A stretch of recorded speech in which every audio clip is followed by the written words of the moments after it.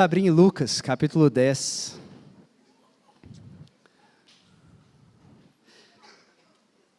Nós vamos dar sequência aí à nossa série de pregações nas parábolas de Jesus. E hoje uma parábola bem conhecida, Lucas 10, a partir do 25, a parábola do bom samaritano.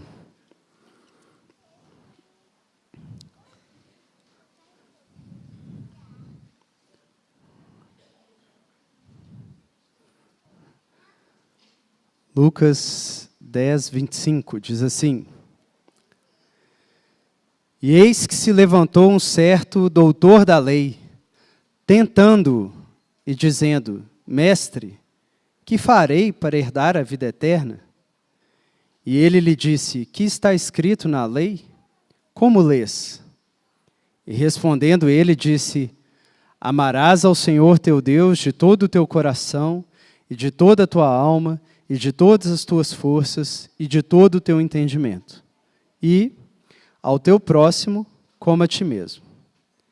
E disse-lhe: Respondeste bem, faze isso e viverás.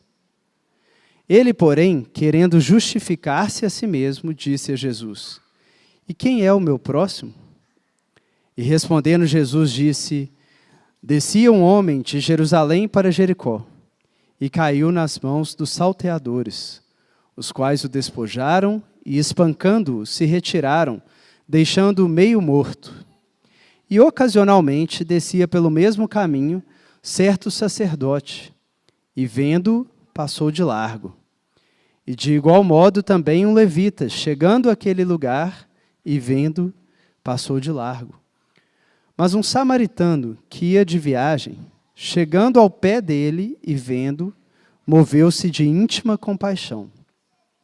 E aproximando-se, atou-lhe as feridas, deitando-lhes azeite e vinho, e pondo-o sobre o seu animal, levou-o para uma estalagem e cuidou dele. E partindo no outro dia, tirou 2 dinheiros e deu-os ao hospedeiro, e disse-lhe: Cuida dele, e tudo o que demais gastares, eu te pagarei quando voltar. Qual, pois, desses 3 te parece que foi o próximo daquele que caiu nas mãos dos salteadores? E ele disse: O que usou de misericórdia para com ele.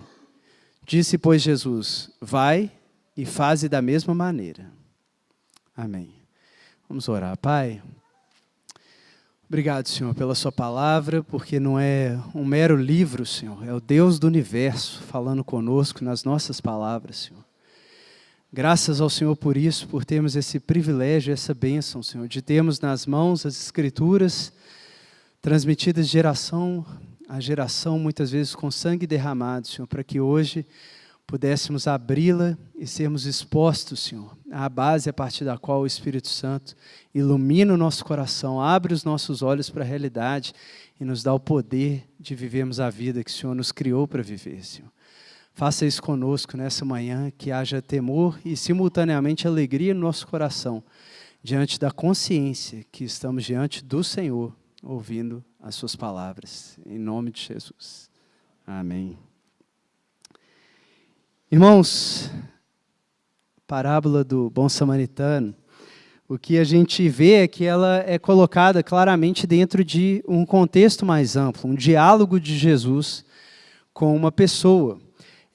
A parábola foi contada como a segunda resposta de Jesus à segunda pergunta desse interlocutor, que é apresentado logo aí no início do versículo 25, onde a gente começou a nossa leitura. Diz o texto: Eis que se levantou um certo doutor da lei, nome Cós. Uma pessoa que nos termos de hoje a gente chamaria de um doutor em Pentateuco, né, um PhD na lei de Deus, um professor de Antigo Testamento. Essa é a figura que está aqui colocada diante de Jesus e que se levanta para debater com Jesus uma questão da lei. E a expectativa de quem estivesse lendo aí Lucas sequencialmente, ou ouvindo, né, alguém ler Lucas, não era das mais positivas sobre essa pessoa, porque o que tinha sido dito já sobre doutores da lei no Evangelho de Lucas não tinha sido positivo. Tinha sido que eles tinham rejeitado o conselho de Deus para eles, lá no capítulo 7. E no contexto mais imediato, se você olhar aí o versículo 21 do próprio capítulo 10, a passagem anterior, olha um louvor que Jesus dá ao Pai.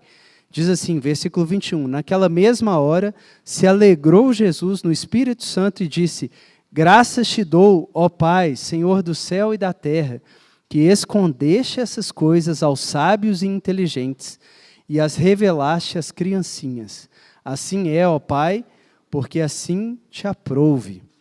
Isso é imediatamente antes de apresentar esse doutor da lei. Então, qual que é a expectativa? É a de que talvez esse doutor da lei seja um desses sábios e inteligentes que se acham, mas que exatamente por isso Deus ocultou deles o conhecimento da realidade e da verdade. Talvez é alguém que se debruça ali sobre as Escrituras e sobre a lei, mas a postura e a atitude com a qual ele faz isso é exatamente a que impede que ele enxergue o que está lá. E, pelo contrário, pessoas que chegam sem tentar colocar nenhuma banca, né, nenhum status diante de Jesus, as criancinhas, elas com simplicidade recebem de Jesus a verdade e é comunicado ao coração delas.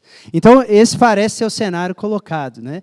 É um cenário de alguém que, no fundo, procura conhecer a revelação de Deus, mas o coração está no lugar errado, e exatamente por conta disso a revelação está oculta aos olhos desse doutor da lei. E, de fato, essa expectativa se confirma, porque olha como que Lucas já apresenta a motivação dele desde o início, para você ler o texto já sabendo onde que está a intenção daquele coração. Versículo 25.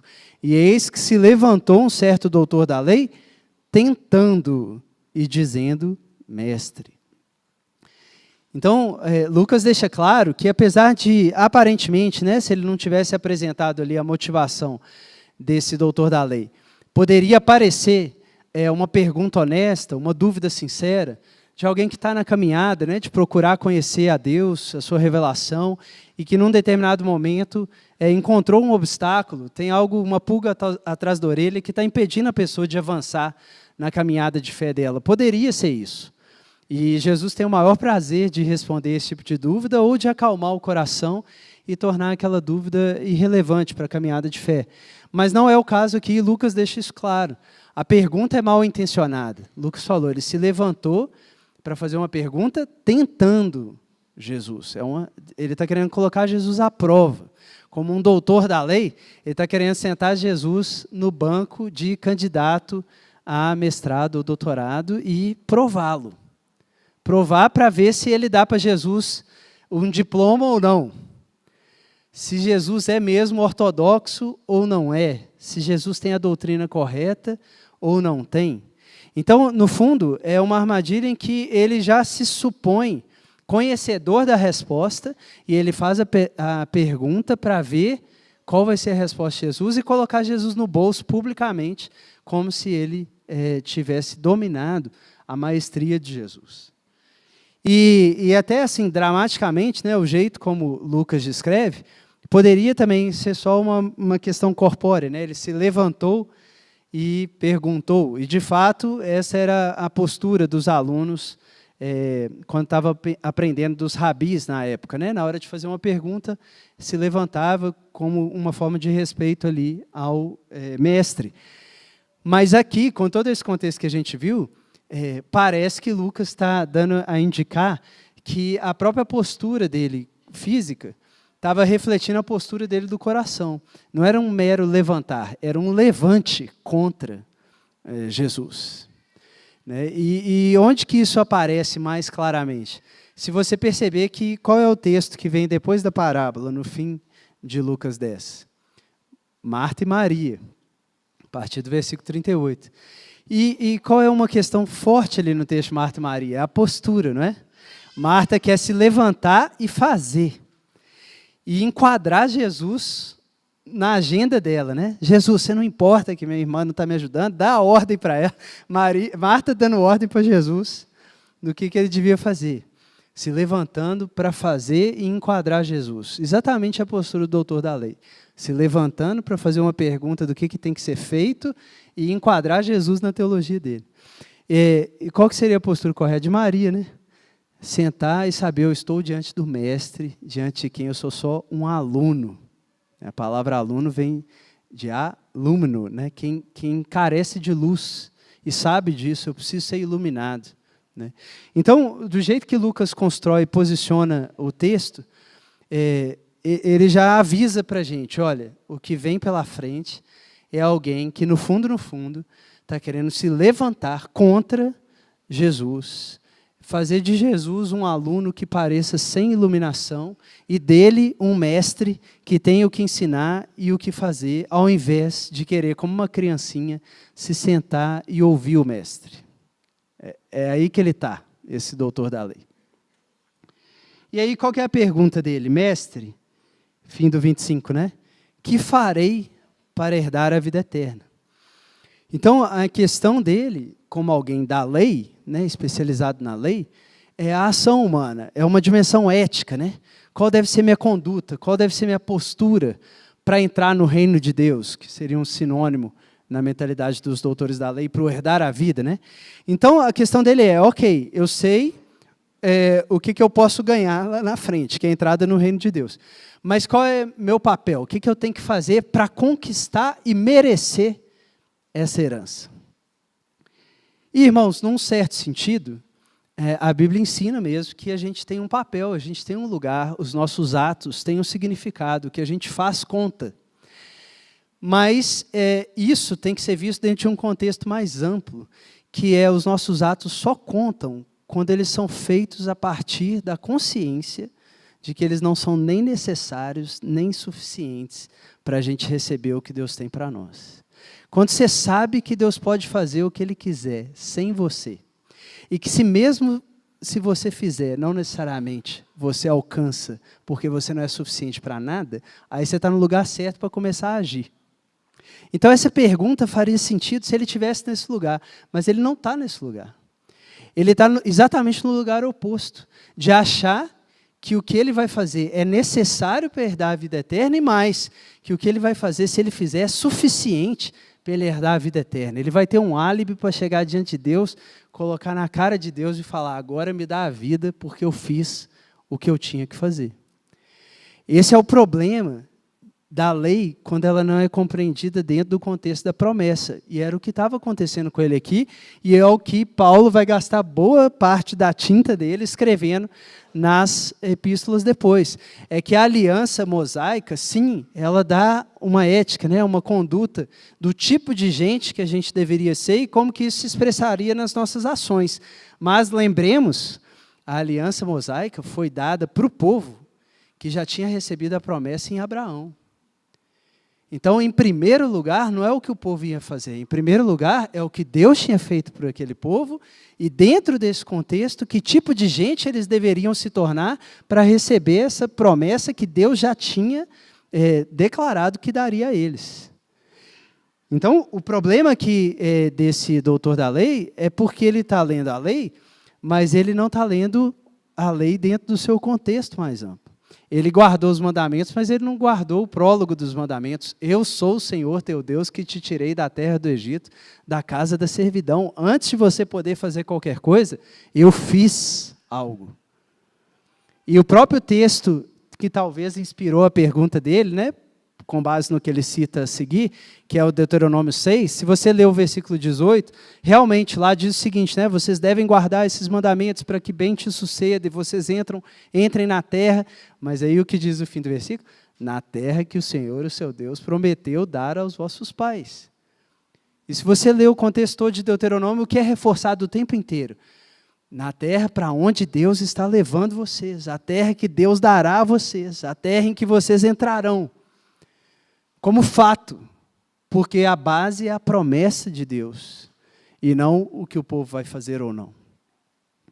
Então, a pergunta dele está correta, mas está errada. E esses são os erros mais perigosos. A nota falsa mais perigosa é aquela que parece verdadeira. Então, a teologia dele está errada. O que Jesus vai fazer com ele?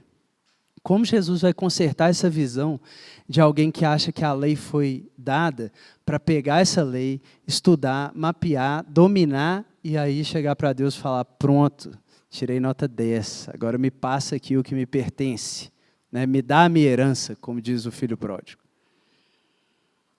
Jesus vai onde ele está e fala com ele, versículo 26, o que está escrito na lei?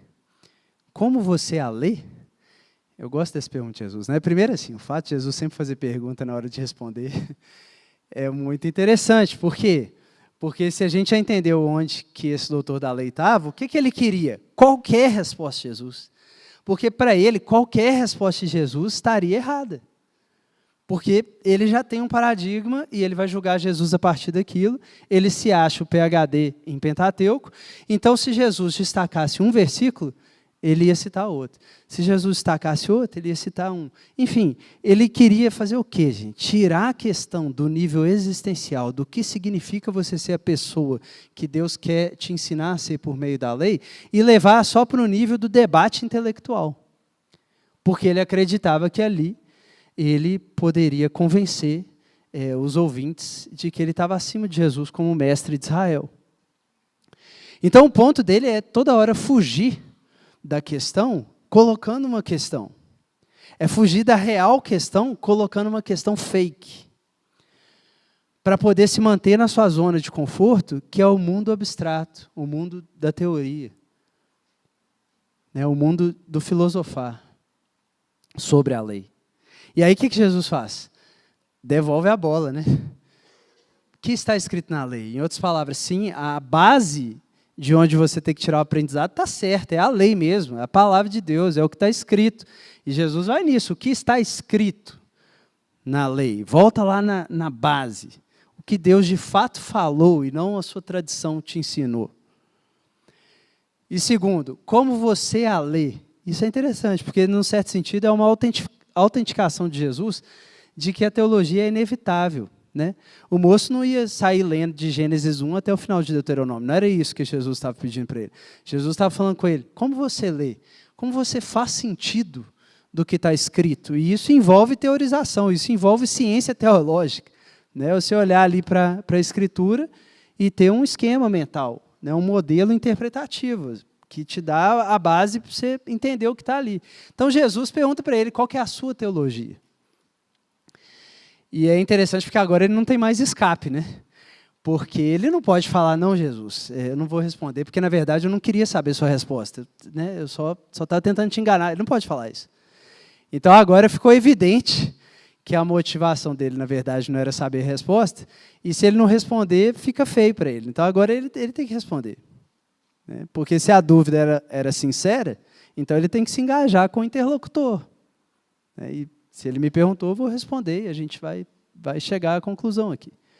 Então, ele não tem mais escapatória, ele tem que dar a teologia dele. E aí ele dá a teologia no versículo 27. E respondendo ele disse, e aí ele cita Deuteronômio 6:8, e depois Levítico 19:18, amar a Deus acima de todas as coisas, amar o próximo como a si mesmo. Irmãos, e como Jesus vai deixar claro, essa resposta é excelente. Tá? Essa resposta é perfeita do ponto de vista teológico. Ele sabia fazer as coisas, do ponto de vista racional. Ele sabia cognitivamente identificar a proporção que os mandamentos tinham e quais eram as pedras angulares em cima das quais o restante do edifício da lei estava construído. Ele foi no ponto, né?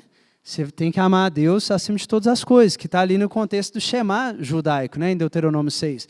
Ouve, ó Israel, o Senhor teu Deus é o único Deus, amarás ao Senhor teu Deus de todo o teu coração, de toda a tua alma, força e entendimento. Então ele vai lá no Shema, que era a oração principal dos judeus, uma oração monoteísta, no meio de povos politeístas. E exatamente porque Israel tinha essa compreensão de que Deus era o único Deus vivo e verdadeiro, a devoção não podia ser espalhada com outras coisas. Né? Se existe um único Deus vivo e verdadeiro, a devoção deve ser dada absolutamente a Ele. E é isso que o Shema dizia. Né? Se a gente confessa que o Senhor é o único Deus, então amarás a esse Deus de todo o teu coração. Então estava corretíssimo, ortodoxo. Agora, qual era o segundo ponto? Ele tirou lá de Levítico 19, 18, né, uma outra parte da Escritura, e que se você ler Levítico 19, não é tão simples assim, que está claro no Antigo Testamento que o segundo mandamento, maior mandamento é esse. Não é tão simples. Levítico 19 tem um monte de mandamento, inclusive assim, que quando você vai lendo, você sente que não tem nada a ver, né? Mas, de certa forma, ele percebeu, como vários rabinos, inclusive os escritores do Novo Testamento e o próprio Jesus, que assim como o Shema era um resumo da espiritualidade que decorre do que a gente chama da primeira tábua da lei, né? Os primeiros 5 mandamentos têm a ver com o amor a Deus, ele compreendeu que esse detalhezinho, aparentemente, que estava lá em Levítico 19, é o resumo da segunda tábua da lei, de amar o próximo como si mesmo. Não matarás, não adulterarás, não darás falso testemunho, etc. Então ele entende assim, aqui está o coração da lei. A primeira tábua, na verdade, era uma tábua única, né? Mas enfim, primeira tábua, amar a Deus acima de todas as coisas. Segunda tábua, amar o próximo como a si mesmo. E o próprio Jesus em Mateus 22, por exemplo, faz essa síntese da lei. Paulo em Romanos, em Gálatas, faz essa síntese da lei também. Então a resposta dele está correta. E no fundo, irmãos, nem é uma questão de entre os 613 mandamentos do Pentateuco, quais são os principais, nem é isso. No fundo é saber ler mesmo a Bíblia do início ao fim, porque essa é a mensagem que está lá desde Gênesis. Pensa em Adão. O que se espera de Adão? Que ele ame ao Criador dele acima de todas as coisas, que ele ame a Eva, que Deus colocou próximo dele, ao lado, como a ele mesmo. Depois, Caim e Abel. O que se espera dos irmãos? Começa com a oferta, né? Que eles amem a Deus acima de todas as coisas e cuidem um do outro como a si mesmo. Tanto que essa é a pergunta de Caim, né? Quando ele ficou com raiva, acaso sou eu o guardador do meu irmão? Qual que seria a resposta de Deus? Sim. Amarás ao próximo como a ti mesmo, seu irmão. E você pode continuar. Jacó e Esaú, o que era? Amar a Deus acima de todas as coisas, amar o irmão como a si mesmo. José e os irmãos, amar a Deus acima de todas as coisas, amar o próximo como a si mesmo. Então não é uma questão só de mandamento explícito, prescritivo, lá em Êxodo, Deuteronômio e Levítico, tá? É uma questão de, cara, essa é a visão que a Bíblia está abrindo, é que as criaturas feitas à imagem de Deus devem amar a Deus e a imagem de Deus no mundo. É isso aí, é esse o lugar que Deus colocou para a gente. Então ele entendeu certo, né? Aí o que Jesus responde? Versículo 28. Respondeste bem, faze isso e viverás. Então, primeiro, né, a resposta de Jesus. Respondeste bem, em grego aqui é ortos, de onde vem ortodoxia. Então, Jesus está falando com o cara, nota 10. Você é um cara ortodoxo, sua teologia está jóia. O cara deve ter ficado feliz, né? Mas Jesus emendou, faze isso e viverás. Era a última coisa que o cara queria. Por quê? Porque, como a gente está percebendo, esse doutor da lei, ele queria ter uma teoria sobre a ação humana, mas ele não queria agir. Ele queria ter uma visão abstrata sobre o lugar do ser humano no plano de Deus, mas ele não queria assumir esse lugar e entrar nesse lugar com quem ele era. Ele queria dar pausa e ficar analisando, mas ele não queria dar play e viver o que ele estava falando. Então Jesus chacoalha e fala, sua teologia está certa, mas você é inconsistente. Sua vida não reflete o que você diz que você crê. E onde Deus vai olhar o que você crê é em como você vive, porque é ali que aparece o que você crê consistentemente. É ali que você mostra quem você é. Então, viva a sua teologia, entra na realidade e seja essa pessoa que você está dizendo que a lei diz que a gente deve ser, porque é isso mesmo. Esse é o tipo de gente que vai viver eternamente. Faze isso e viverás. Aí o moço se sente na parede, porque ele sabe que ele não vive. Essa é a função pedagógica da lei, não é? Não é servir para você se autoafirmar. Pelo contrário, a lei foi dada depois da promessa exatamente para mostrar que a promessa não é só um fim dado por Deus, mas que mesmo o meio para você chegar lá, ou Deus te salva e te leva, você não chega. Não é só assim, ó, aqui é o futuro que eu desenhei para vocês, agora está a lei aqui, o manual, vai em frente e tenta chegar lá. Não é isso.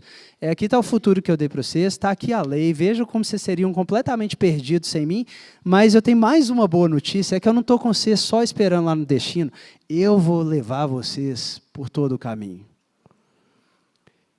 E esse doutor da lei fica incomodado, porque ele não quer isso. E ele deixa claro, e Lucas deixa claro, que ele não quer. Olha o versículo 29. Ele, porém, querendo justificar-se a si mesmo, disse a Jesus: e quem é o meu próximo? Então aqui Lucas acaba o diagnóstico, né? Assim, tira a folha lá do raio-x e coloca na luz. O que estava no fim das contas no coração desse doutor da lei? Ele queria justificar a si mesmo. Ele queria entender quais eram os limites, as regras do jogo, para ele ser o melhor jogador possível e nenhum técnico poder colocar ele no banco. Ele queria virar e falar: eu dei conta. Bater no peito e falar: abram alas, né? Levantai a porta vossas cabeças, para que entre o doutor da lei e da glória. Cheguei, galera, cheguei. É isso. Maranata, ora vem, doutor da lei. Ele queria isso, essa justificativa, autoafirmação. Ter um terreno seguro nele mesmo, de que ele conseguiria avançar. Mas como eu sempre gosto de dizer, irmãos, a lei foi dada para te mostrar que tem um lugar muito alto que Deus projetou para a gente, mas que a gente está num buraco muito baixo e que a gente não vai conseguir sair desse buraco puxando o cabelo. A gente não tem os recursos em nós mesmos para sair da condição existencial em que a gente está. E a lei só mostra o abismo, para que você abrace a graça com gratidão. E aí comece a praticar, não como quem está fazendo obras, com medo de não ser aprovado ou com orgulho de que será aprovado, mas fazer as obras com a alegria de quem foi aprovado quando não merecia.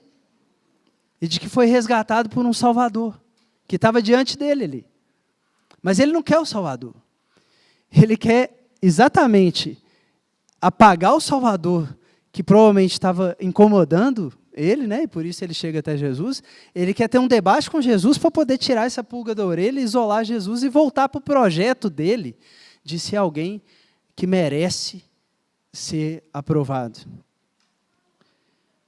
E, de fato, é essa imagem que Lucas já tinha pintado dos doutores da lei, lá em Lucas 7. Volta aí a sua Bíblia comigo, por favor, em Lucas 7, versículo 29.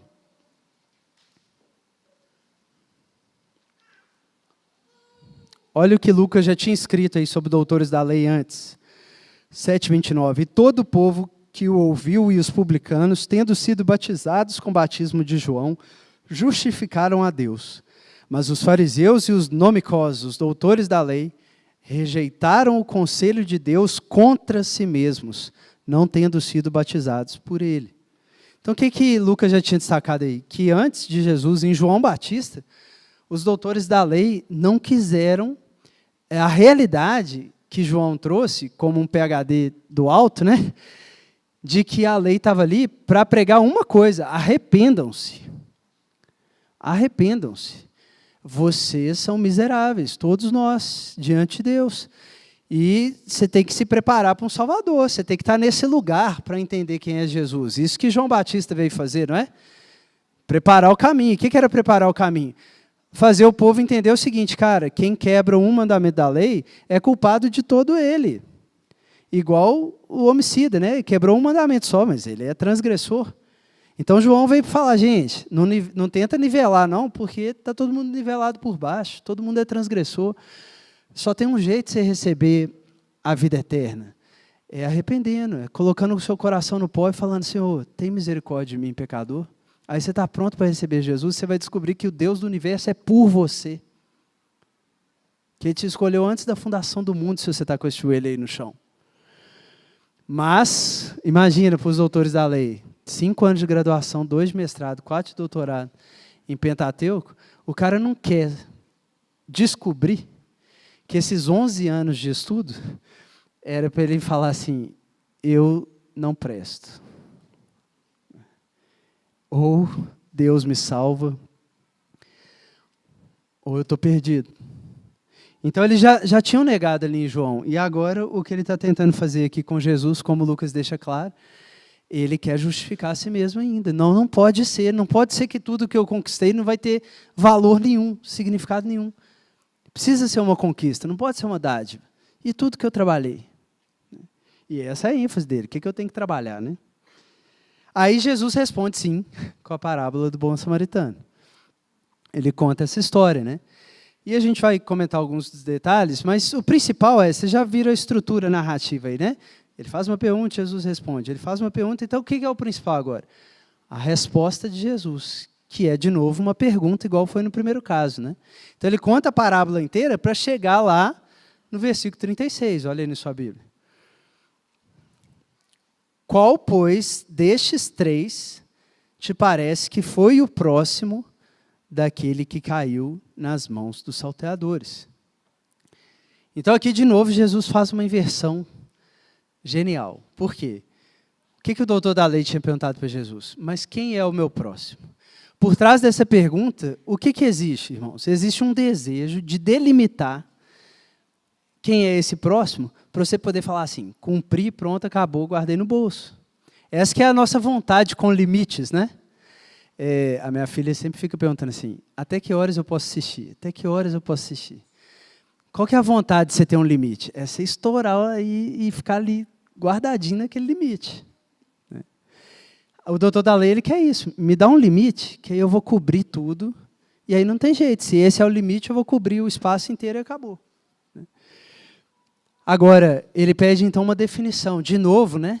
Ele sai de Jesus querendo dar o play, e ele volta para o pause e fala assim, não, calma aí, vamos voltar para o meu contexto aqui.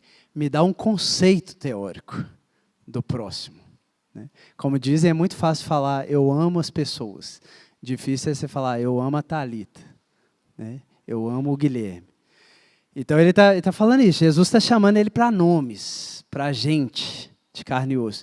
O que ele fala? Não, vamos voltar aqui para o domínio das definições. Definamos pessoa, definamos o próximo. Né? Quem é o próximo, afinal? Aí, como Jesus inverte, qual foi a resposta de Jesus? O próximo foi o fulano? Não. A resposta de Jesus foi, quem foi o próximo do que caiu nas mãos dos salteadores? O doutor da lei queria pensar no próximo como objeto da ação dele. O que Jesus respondeu? A única pessoa que pode limitar a quem você deve amar é você como sujeito. Porque só um sujeito que não se aproxima do outro é que não se faz próximo do outro. Então Jesus vira a mesa. O próximo não é uma característica que está no outro, e aí você vai poder identificar essa característica e dizer quem é próximo e quem não é. Só não é próximo aquele de quem você não se aproxima. Toma. Jesus dá um critério, deu o limite que ele queria, mas qual é o limite? O limite é o tamanho do coração dele. E aí ele não tem escapatória de novo. Porque o limite é quantas pessoas cabem no seu coração. De quantas pessoas você não vai se aproximar. Porque aí você não vai ter se feito próximo dessa pessoa. Então, quando a lei manda amar o próximo como si mesmo, é você amar qualquer imagem de Deus no mundo, qualquer ser humano, se aproximando dele e se fazendo dele o seu próximo. Então, aqui Jesus quebra as pernas do cara, porque tira, de novo, o cara do abstrato e do teórico e fala assim, olha, não vai ter jeito você pegar um checklist, marcar todos os itens e falar que você se deu bem. Não vai ter jeito. Ou você é uma pessoa diferente, ou você nunca vai cumprir a lei. Ou você tem um coração diferente, ou sua ação vai ser sempre uma maquiagem de uma cara feia. De um coração feio. E ele pega isso, né? Porque a resposta dele para essa pergunta de Jesus foi o quê? Início do versículo 37. E ele disse, o que usou de misericórdia para com ele. Eu gosto dessa palavra misericórdia, né? No latim, corde é de cardio, né? De coração. E miser de miséria. Então, qual é o ponto? Quem foi o próximo? Foi aquele que pegou o coração que estava longe aqui, ó, e colocou lá na miséria do que estava necessitado. Ele tira o coração de si e põe para sofrer junto com o outro, chorar com os que choram lá, e ajudar o outro. E, de fato, é assim que a Bíblia descreve, né, o que o bom samaritano fez. Olha só o versículo 33. Mas um samaritano que ia de viagem, chegou ao pé dele e, vendo, moveu-se de íntima compaixão. Aqui no grego é assim, as entranhas dele saíram para fora. Tá? Deu dor de barriga quando ele viu a situação da pessoa. O coração bateu aqui na boca, ó, pedindo para sair, para ajudar o outro. É isso. Entendeu? Não é uma pessoa que tem um manual e aí analisa a situação agora. Bom, tem um cara caído aqui, deixa eu ver a regra. Eu sou sacerdote, eu não posso contaminar meu corpo com alguém que está meio morto. Bom, mas será que... Entendeu? Não é isso. É assim, mas mexe com você. Um ser humano feito à imagem de Deus, sofrendo, mexe com você. Porque é só quem tem um coração assim que mexe, que está com o coração do tipo do de Deus. E só vai entrar no reino de Deus quem é família de Deus, quem parece com Deus. Então ele coloca isso para o doutor da lei, essa é a resposta de Jesus. E, claro, né, tem detalhes interessantes na parábola e talvez sua tradução não pegue esses detalhes. Quando fala aí do sacerdote, do levita e depois do samaritano, olha só, por exemplo, veja aí como é que está na sua Bíblia, a atitude do sacerdote, versículo 31. Ocasionalmente descia pelo mesmo caminho certo sacerdote, e vendo, passou de largo. Depois o levita chega naquele lugar e vendo, passou de largo. Eu não sei como está na sua Bíblia aí essa expressão, passou de largo, mas em grego ela é exatamente o antônimo de aproximou-se. Então vendo, distanciou-se. Vendo, foi para mais longe, ao invés de se aproximar. E esse é o ponto central de Jesus, porque quando ele fala do samaritano, olha o que ele diz aí, versículo 34. Primeiro verbo. E aproximando-se, atou-lhe as feridas. Sua Bíblia não está aproximando-se, troque sua Bíblia, que a tradução talvez está boa. No grego aqui é aproximando-se, é exatamente a mesma raiz do pleison, o próximo. Então, esse é o ponto da parábola. É que a pessoa que tinha sido atacada estava inicialmente à mesma distância de todos, mas dois se afastaram e um se aproximou. Então, quem é o próximo? O que se aproxima daqueles que ele encontra no caminho dele em necessidade. É esse o próximo, né? E é interessante porque duas questões assim que também saltam aos olhos no jeito que Jesus descreve a parábola, né? Olha quando ele fala no 30 até o 31. E respondendo, Jesus disse: descia um homem de Jerusalém para Jericó e caiu nas mãos dos salteadores, os quais o despojaram e, espancando-o, se retiraram, deixando-o meio morto. E ocasionalmente descia pelo mesmo caminho certo sacerdote. Gente, o jeito que Jesus dá o enquadramento da parábola é sensacional. Por quê? Não sei se você reparou. Primeiro que era muito plausível esse caso, tá? Assim, essa estrada era uma estrada perigosa, então para os ouvintes fazia sentido que isso poderia ter acontecido. Aí Jesus pega uma situação que faz sentido e como que ele descreve a pessoa que caiu na mão dos salteadores? Como um homem, pura e simplesmente. Você não sabe quem era, assim. Não tem nome, não tem título, não tem nada. Não é sacerdote, levita, você não sabe, né? O que mais? Fala que os salteadores o despojaram. Lá no grego é assim, tiraram a roupa, deixaram o cara nu. Isso é muito significativo também, por quê? Hoje menos, né? Mas na época a roupa te identificava bastante. Dependendo da roupa que você usasse, dava para saber se você era pobre, se era rico, né? Se você era da classe sacerdotal ou não. Enfim, se você era um judeu, se você era um samaritano. Então, desse ponto de vista, essa pessoa também está não identificável, não tem nome, não tem roupa. E fala que eles espancaram, deixando meio morto. Esse termo também aí no grego, meio morto, é literalmente meio morto, é desfigurado, irreconhecível. Então, toda maneira como Jesus constrói esse início da parábola é para dizer o seguinte: não dá para ter a mínima ideia de quem era essa pessoa. O que é importantíssimo. Porque se tivesse uma característica definidora dessa pessoa, o que o doutor da lei levaria para ele? Ah, eu entendi. Por exemplo, são os pobres. Ah, eu entendi. Por exemplo, são os judeus. Né? Mas Jesus, de propósito, constrói a parábola de um jeito assim: não tem jeito de saber quem é. Talvez muitos de nós já cantaram aí junto com a palavra antiga: me deixe amar sem perguntar a quem. E é isso que Jesus está dizendo, é sem perguntar a quem. É única e exclusivamente pelo fato de ser um irmão ser humano. Uma outra criatura, a imagem de Deus, está numa situação que você não gostaria de estar. E exatamente quem faz essa bondade é o único que se sabe miserável. Só é capaz, atenção, só é capaz de exercer misericórdia quem se sabe miserável. Quem não se acha miserável vai sempre se pautar a vida no sacrifício e não na misericórdia. Não é à toa que Jesus seleciona duas figuras do templo, né, para começar. O que era feito no templo? O sacrifício. Então, esses que estavam passando ali se importaram mais com o sacrifício, talvez o sacerdote, exatamente com essa questão que ele não podia se contaminar, né, com o corpo meio morto. Então, eles estavam mais preocupados com os mosquitos da lei do que com o elefante que estava na frente deles.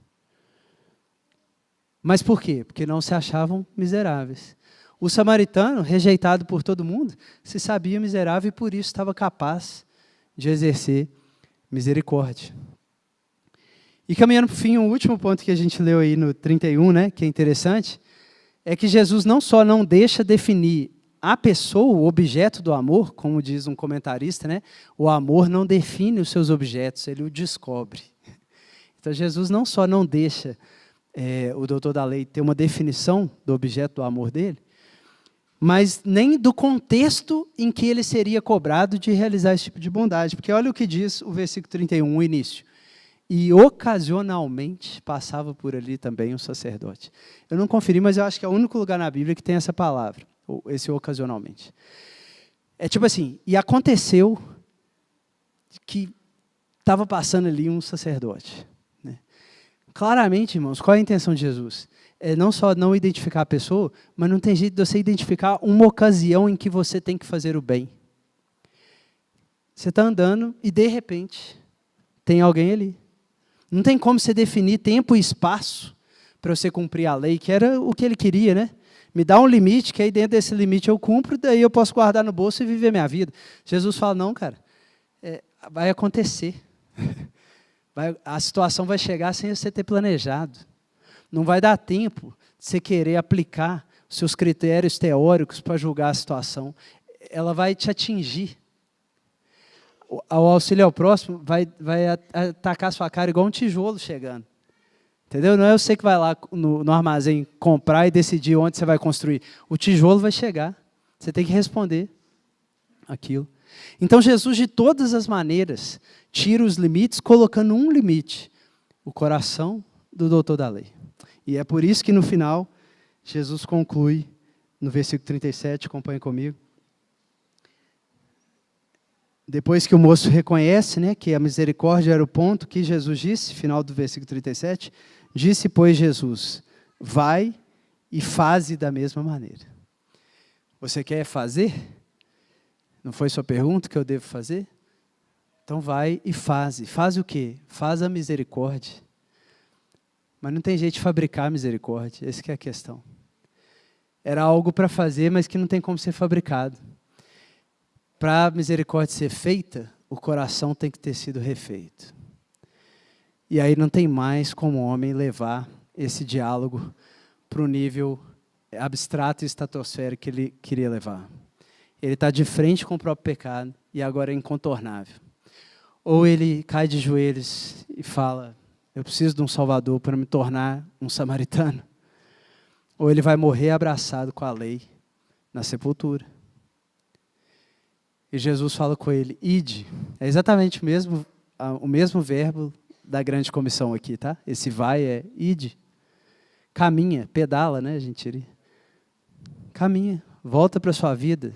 Sai desse pause, sai desse stop, em que você fica aí tentando achar uma maneira de encurralar Deus, dá o play e vai viver a misericórdia. Amém? Pai, dá-nos um coração assim, Senhor. Coração que não se ressente contra os desafios que aparecem no nosso caminho, Senhor, e que não tentam fugir para uma torre de marfim, em que a gente pode construir um mundo abstrato e se sentir seguro no fato de que a gente está numa igreja reformada, por exemplo, Senhor. Que o Senhor abale essas falsas seguranças de qualquer confissão que seja de lábio, mas não tem coração, Senhor. E que o Senhor nos ajude, Deus, a morrermos primeiro para depois ressuscitar, Senhor. A querer viver sim, mas viver como quem passou pela sepultura e foi chamado do outro lado pelo Jesus ressurreto, Senhor. Não a quem está tentando segurar a vida com as próprias mãos, a todo custo, mas para quem desistiu de segurar a vida com as próprias mãos e recebeu de volta do Senhor, Pai. E é essa experiência da misericórdia de Deus que converte um coração e torna um coração misericordioso, Senhor. Por isso faz isso com a gente, Senhor. Por onde a gente passar, o caminho de cada dia, de cada um, Senhor. Que o Senhor nos dê olhos atentos às ocasiões que o Senhor colocar nesse caminho para a gente demonstrar o amor ao Senhor e abrir a cortina para a presença do Senhor no mundo, Senhor. Faz isso conosco, Deus. Corações atentos que não desprezam, Senhor, o próximo, mas que veem no próximo a oportunidade de expressar toda a ortodoxia da nossa teologia, Senhor. Em nome de Jesus. Amém. Se prepare para a ceia.